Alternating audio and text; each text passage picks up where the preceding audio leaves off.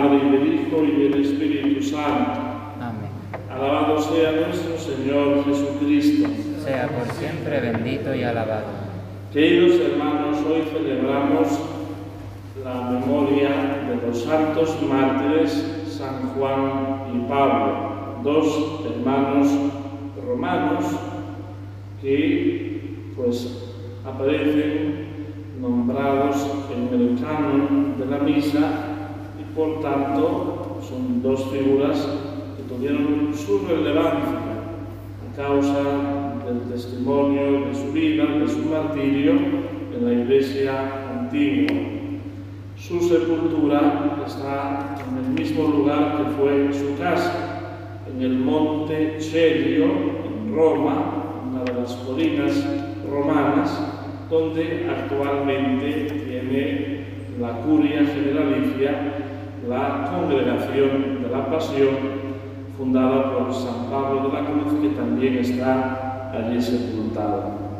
Y estos dos hermanos, que estaban al servicio de la hija del emperador Constantino, de Constancia, como camareros, llegado el tiempo de Juliano el Apóstata, el emperador que sucedió un tiempo después a Constantino, tuvieron graves dificultades para perseverar en la confesión de la fe cristiana. De tal modo que el mismo emperador les puso un plazo de 10 días para que renegasen de la fe y se hicieran nuevamente paganos.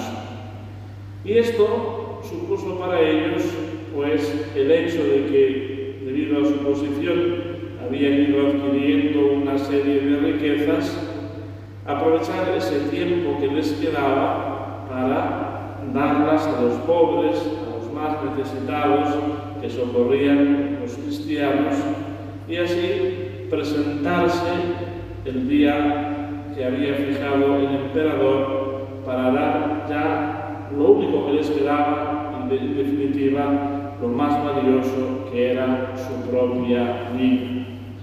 Y esto pone de manifiesto que en los mártires no eran unos personajes más o menos mediocres que un día no les quedó otra cosa que padecer el martirio, como si les hubiera sorprendido, sino que toda su vida fue ya una preparación para ese momento glorioso de dar la vida por Jesucristo.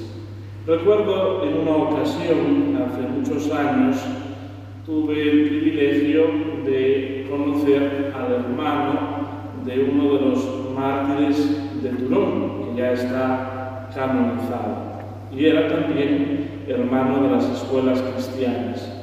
Y él era muy cercano en la edad a su hermano y pudo ser también mártir.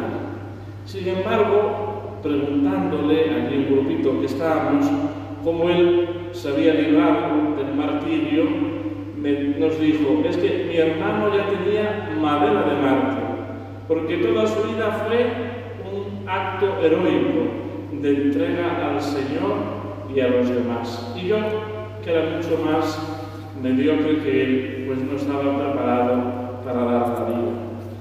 Por tanto, esto nos enseña a que ser mártir, que es un gran honor, y así los primeros en ser honrados en las comunidades cristianas, juntamente con Nuestra Señora, eran los mártires. Ya después, cuando ya aparece la figura de los confesores, etc., se les asimila de alguna manera a los mártires, dándoles las mismas connotaciones, incluso a nivel iconográfico. Pone de manifiesto que nosotros tenemos que crecer cada día en la entrega de la propia vida, porque no sabemos si el Señor habrá dispuesto en su providencia que seamos mártires. Y sin embargo, tenemos la exigencia de ser cada día generosos, dando lo mejor de nosotros mismos, como estos santos que hoy honramos. Se prepararon para el martirio desprendiéndose de todo lo que tenían, de las riquezas que habían acumulado, por su posición ventajada al servicio de la hija del emperador, teniendo pues quizás la facultad de intentar buscar componentes humanas para librarse del castigo. Y supieron, movidos por el amor a Dios y al prójimo, por la caridad, darlo todo.